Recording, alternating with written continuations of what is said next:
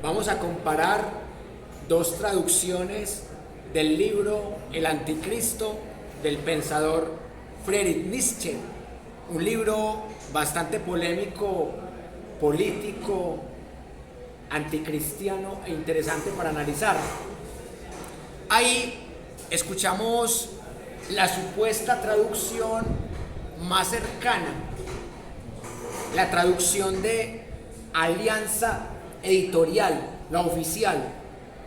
Y ahora yo les voy a leer la traducción de otra editorial, que entre otras cosas es una editorial que se llama Panamericana,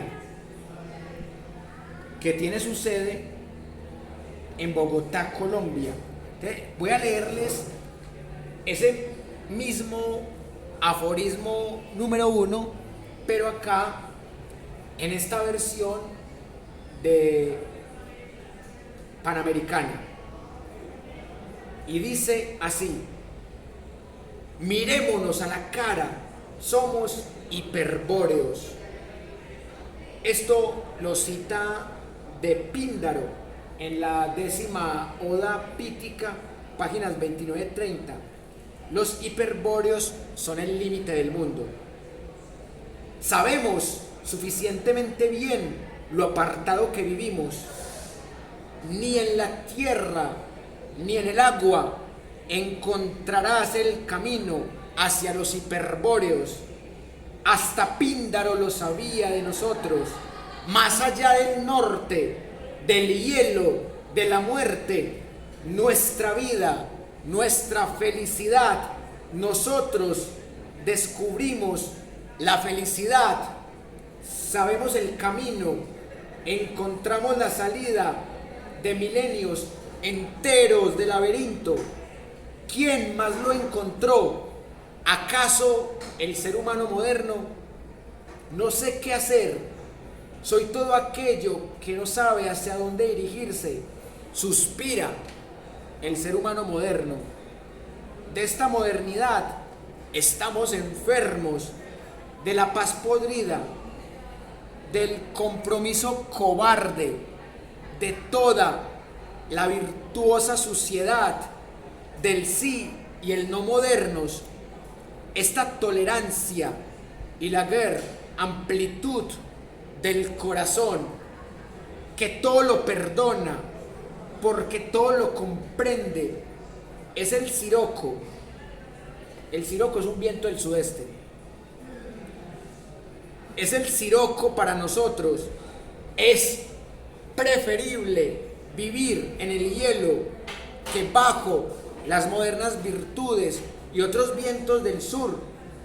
Fuimos suficientemente valientes y no nos protegimos ni a nosotros ni a los otros, pero durante mucho tiempo no supimos a dónde ir con nuestra valentía. Nos volvimos sombríos, nos llamaban fatalistas. Nuestro fatum, designio, hado, era la plenitud, la tensión, la represión de las fuerzas. Estábamos sedientos de rayos y hechos. Quedamos lo más alejados de la felicidad, de los débiles, de la resignación. Una tormenta se encontraba en nuestro aire. La naturaleza que somos se oscureció porque no teníamos ningún camino. La fórmula de nuestra felicidad: un sí, un no, una línea recta, una meta. Sinceramente me parece una buena traducción, o sea, es muy parecido a lo que escuchamos ahorita en la versión de Alianza Editorial. Entonces esto favorece precisamente a Stanislao Zuleta, que en este caso no es tan malo leer a traducciones, desde que no pase como lo que decíamos ahora de Foucault, que Foucault encontró un montón de errores. Por ejemplo, que se confundía origen con Génesis, en esas traducciones del libro de Nietzsche que se llama La genealogía de la moral.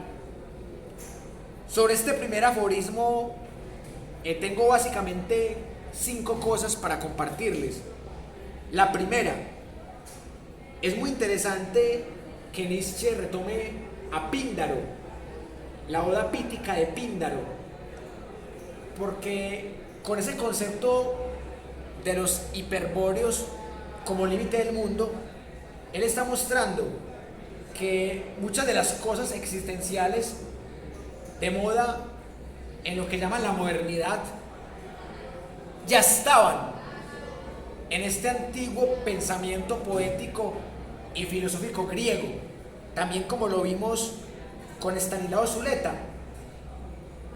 Y algo muy curioso, que los poetas fueron excluidos de la República Platónica, porque decía Platón, y también lo decía Sócrates, que los poetas engañan, mienten, porque exageran la realidad.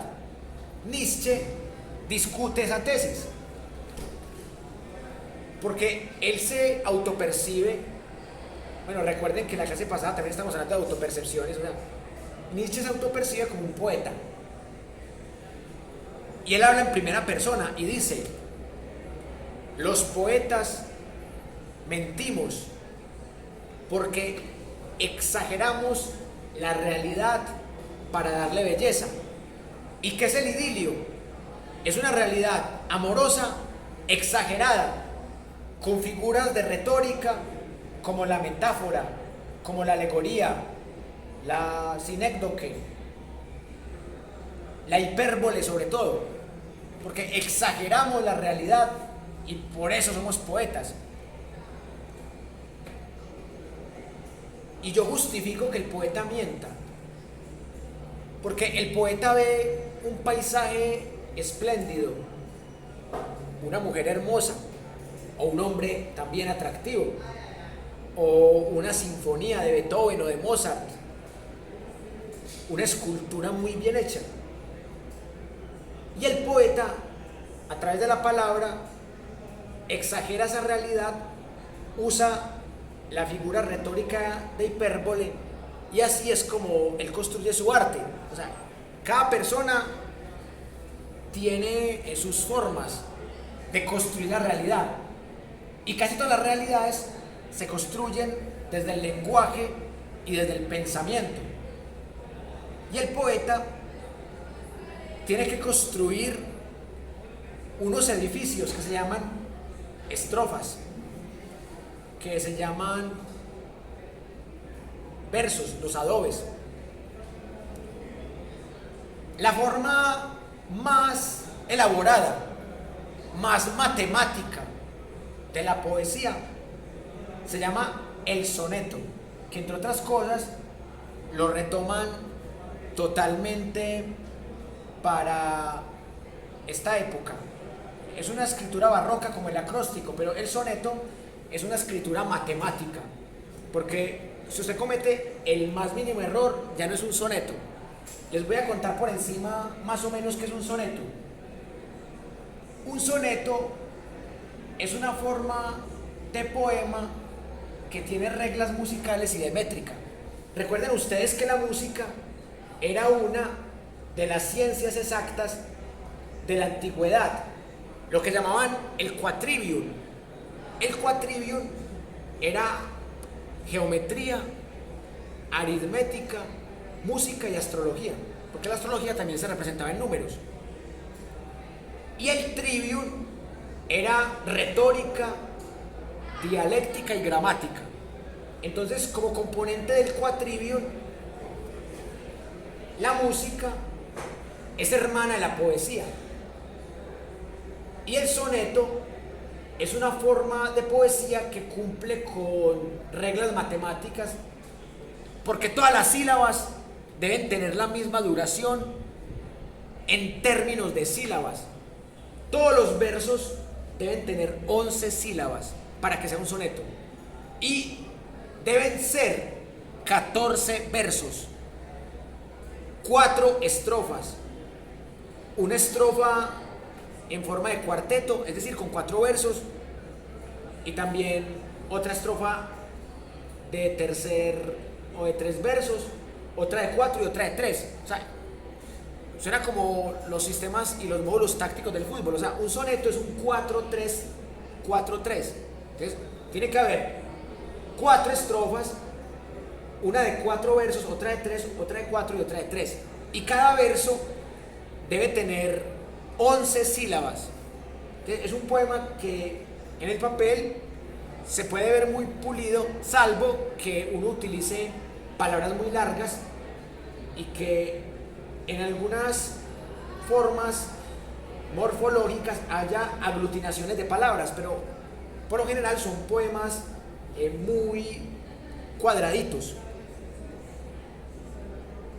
Y lo más difícil es escribir algo que sea matemático por los dos lados, es decir, que sea soneto y que a la vez sea acróstico, porque para que sea acróstico tiene que leerse las primeras letras, una palabra o una frase que se hace con los nombres y los apellidos, y acá también. Entonces, cuando uno hace un texto que es soneto o que pretende ser soneto y acróstico a la vez, uno tiene que cumplir reglas por los dos lados. Cuando uno escribe un soneto sin ser acróstico, uno solamente debe cumplir reglas por este lado, no pasarse de 12 sílabas.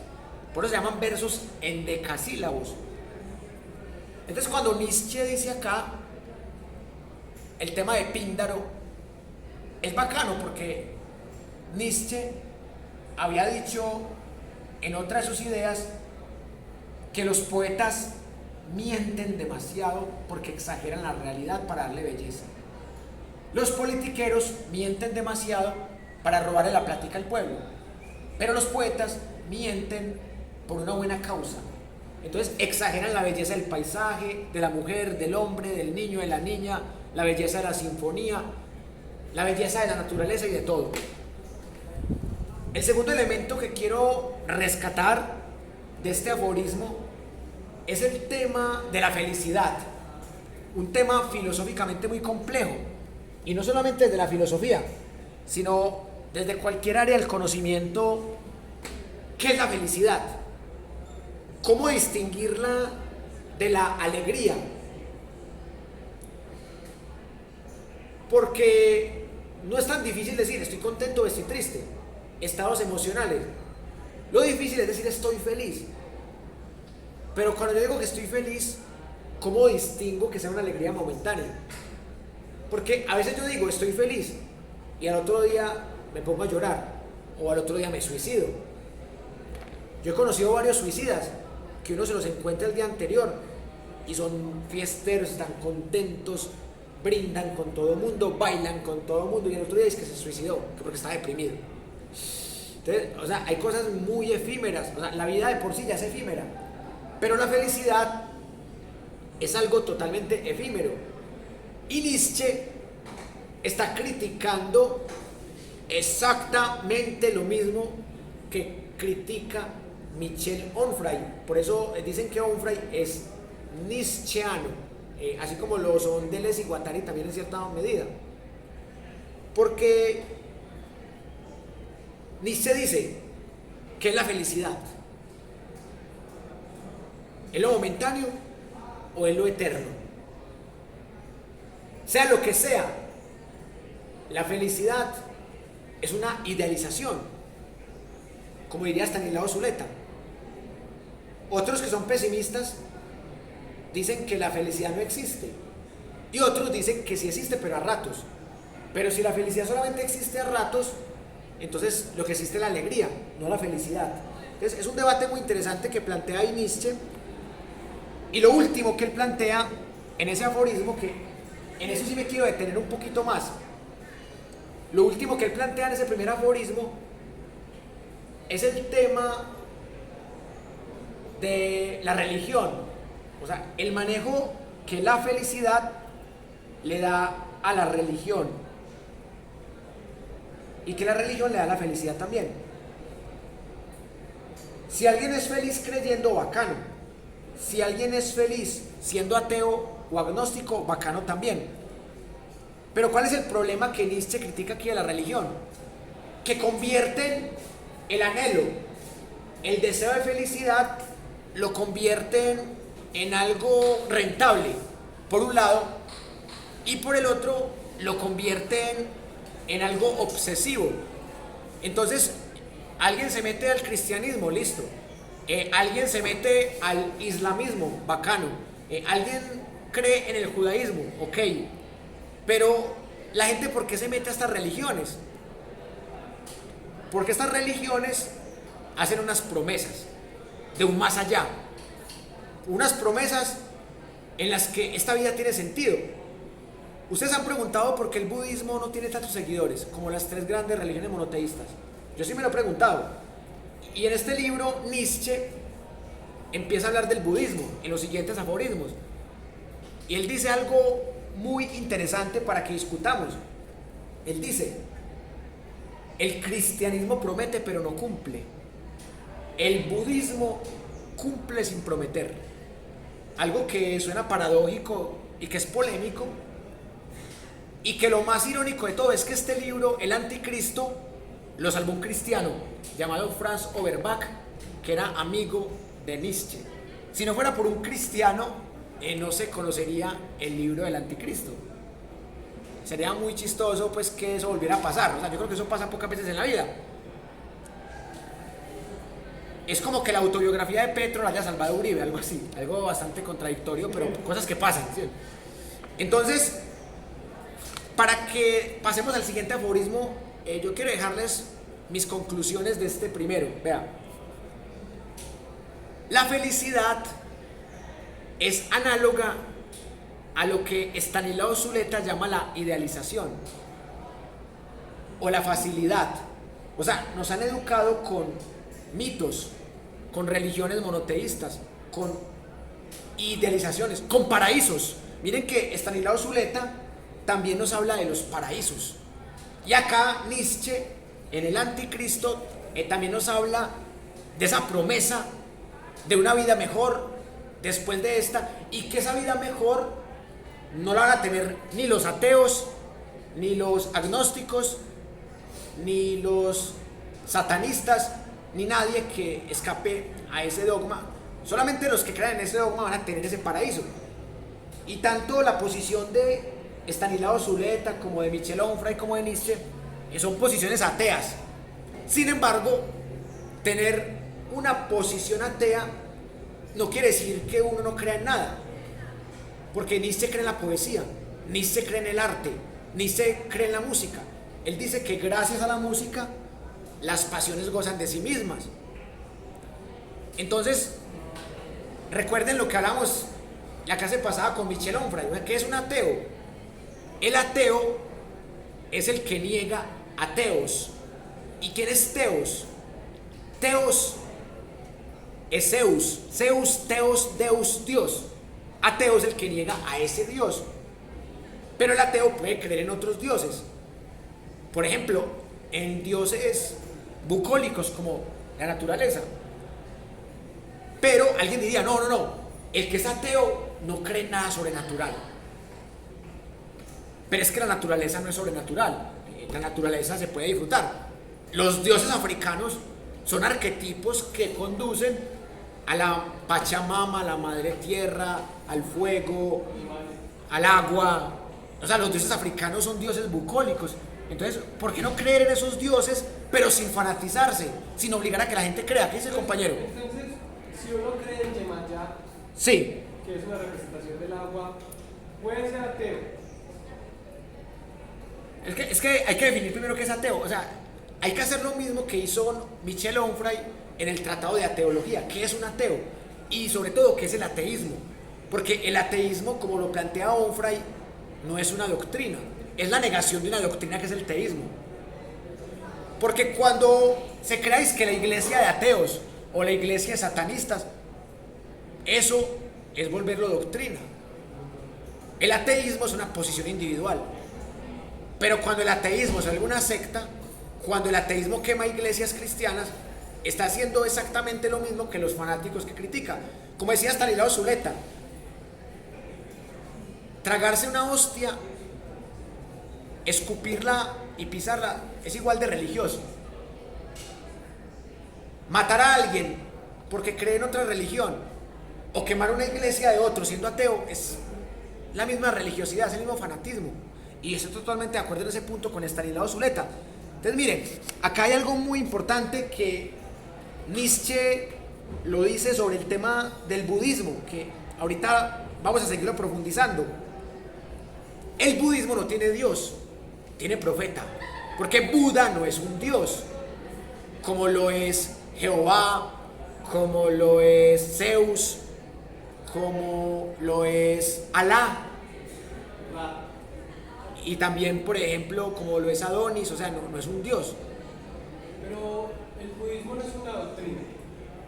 Lo que pasa es que la doctrina no necesariamente es religiosa. Hay doctrinas económicas, el capitalismo y el socialismo son doctrinas económicas. Sí, el budismo puede ser una doctrina, pero es una doctrina más filosófica que religiosa. Precisamente porque no tiene una promesa que sea supraterrenal. Porque es que el nirvana no es una promesa metafísica.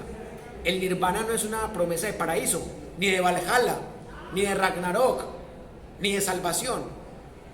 El nirvana, y también Nietzsche lo dice aquí en el Anticristo, el nirvana es un estado súper espiritual en donde la persona evita el dolor al máximo.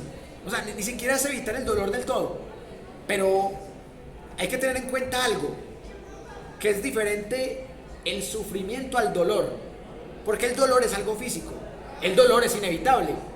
Si me pasan una motosierra por el brazo porque estoy criticando a Uribe, eso me genera dolor, porque es físico.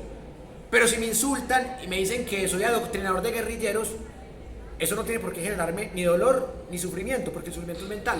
Si yo ignoro ese insulto que me están haciendo, estoy evitando que eso me genere sufrimiento. Pero lo que más admiro yo de los budistas es cuando se les muere un ser querido y no lloran, porque dicen, es lo natural que alguien se muera. Y si yo lloro no va a salvar la vida ni va a devolver nada. Entonces, y me parece también muy irónico que los que más creen en una mejor vida, en vez de ponerse a celebrar porque pasó la mejor vida, lloran. Yo he visto cristianos y católicos, obviamente también, llorando desconsoladamente porque murió un ser querido. Pero antes deberían estar festejando como los guayú, que cuando en la cultura guayú de la Guajira, del Cabo de la Vela, alguien muere, hacen una fiesta porque están celebrando que pasó mejor vida. Y teniendo en cuenta que la cultura guayú es politeísta. Entonces miren que hay que analizar todo eso con rigor. Miren, es un solo aforismo, pero uno puede sacar de aquí un libro, porque es muy profundo ese tema de la felicidad. Es muy profundo ese tema de los hiperbóreos. Y también es muy profundo el tema de las idealizaciones y de los arquetipos. Y Jung dedicó toda su vida a estudiar esos arquetipos. Carl Gustav Jung, el gran padre de la psicología profunda, del concepto de inconsciente colectivo y arquetipos. Porque Jung también leyó a Nietzsche y lo aplicó para separarse de Freud. Él es uno de los integrantes del grupo Erasmus, creo que se llama. ¿Del grupo qué? Erasmus. Eran que se juntaban una vez al año, todos los sabios del mundo hacían una ponencia al principio y al final de año, y así durante mucho tiempo del siglo pasado. No me acuerdo bien cómo se llamaba. Era como una especie de orden, ¿no? Sí. Pero era algo relacionado con masonería. No. No. No, era de leer. También iba Bohr, el físico Bohr. No sé. Que ese y Heisenberg también es muy importante en la época. Bohr, Heisenberg. Ellos, Igual al man le gustaba mucho todo lo místico, pero aplicándole un pensamiento de psicología profunda. Porque el ateo ve el mito como una mentira, o ve la poesía como una mentira también. Pero el antropólogo, por ejemplo, suele ver el mito como una representación cultural mediante mitemas, como diría Claude Lévi-Strauss, como unidades que se pueden analizar de manera académica. Entonces el antropólogo no va a las comunidades a decir, este Dios es falso, este Dios es verdadero, no. Él va a decir, esta cultura cree en este Dios por estas y por estas razones, esta otra cultura cree en este otro Dios, o esta cultura es atea por esto y por esto y por esto. Entonces, es un trabajo de comprender y no de juzgar, y por eso yo respeto mucho el trabajo antropológico, pero igualmente respeto el trabajo filosófico, porque lamentablemente el concepto de Dios y ese concepto de paraíso, de felicidad, ha sido usado para aprovecharse del pueblo, para enriquecerse, para violar mujeres, incluso para violar hombres, para matar niños.